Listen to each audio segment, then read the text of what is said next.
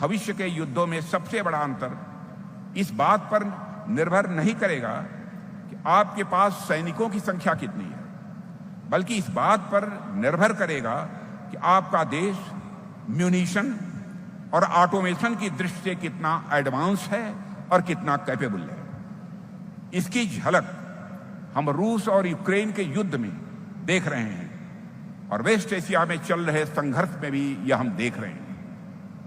भारत ने भी अपनी इसी शक्ति का परिचय ऑपरेशन सिंदूर के दौरान भी दिया है मेरे बहनों भाइयों। और साथियों, आज के युद्धों में स्पीड और प्रिसीजन, सटीकता बहुत ही महत्वपूर्ण होती है। ड्रोन, ऑटोमेटेड सिस्टम और आर्टिफिशियल इंटेलिजेंस आधारित जो सिस्टम्स हैं, दुश्मन पर ज्यादा सटीक हमला कर सकते हैं और अपने सैनिकों की जिंदगी भी बचा सकते हैं। साथियों, इसका एक और लाभ सीमा सुरक्षा से भी जुड़ा हुआ है। भारत का जो ज्योग्राफिकल एरिया है वह बहुत ही कठिन है, जटिल है, टफ है। हर जगह सैनिकों की तैनाती करना यह कोई आसान काम नहीं होता। मैं प्रत्यक्ष इसे महसूस कर रहा हूं। और ऐसे में ऑटोमेटेड निगरानी सिस्टम, रोबोटिक वाहन और सेंसर दिन रात सीमा की निगरानी कर सकते हैं, ऐसा सभी अब स्वीकार करने लगे हैं। इससे सुरक्षा भी बढ़ती है और कठिन परिस्थितियों में जो हमारे सैनिक तैनात होते हैं उन पर दबाव भी कम रहता है। और मुझे इस बात की प्रसन्नता है, आज भारत की प्राइवेट इंडस्ट्रीज भी फ्यूचर वारफेयर की अच्छी खासी समझ रखती हैं और उस दिशा में लगातार काम कर रही हैं। यदि किसी के समझ में न आता हो तो यहां पर आकर गणेश लिबे के इस काम को देख सकता है। साथियों, भारत को म्यूनिशन और ऑटोमेशन का हब बनाने के लिए भी सबको मिलजुल कर काम करना होगा। महाराष्ट्र में नीवे के साथ साथ सोलर इंडस्ट्रीज भी अच्छा काम कर रही हैं और बराबर यहाँ के मुख्यमंत्री श्री देवेंद्र फडणवीस के द्वारा उन्हें प्रोत्साहन भी दिया जा रहा है।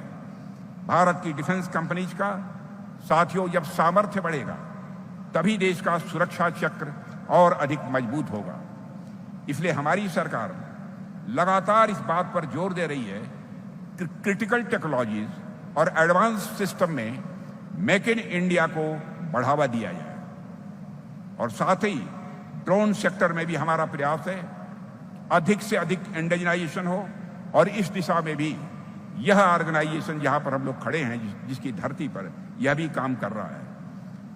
म्यूनिशन और ऑटोमेटेड सिस्टम में भारत फ्रंट रनर बनकर उभरे, इसके लिए सरकार जो भी आवश्यक है वह कदम उठाने के लिए पूरी तरह से तैयार है।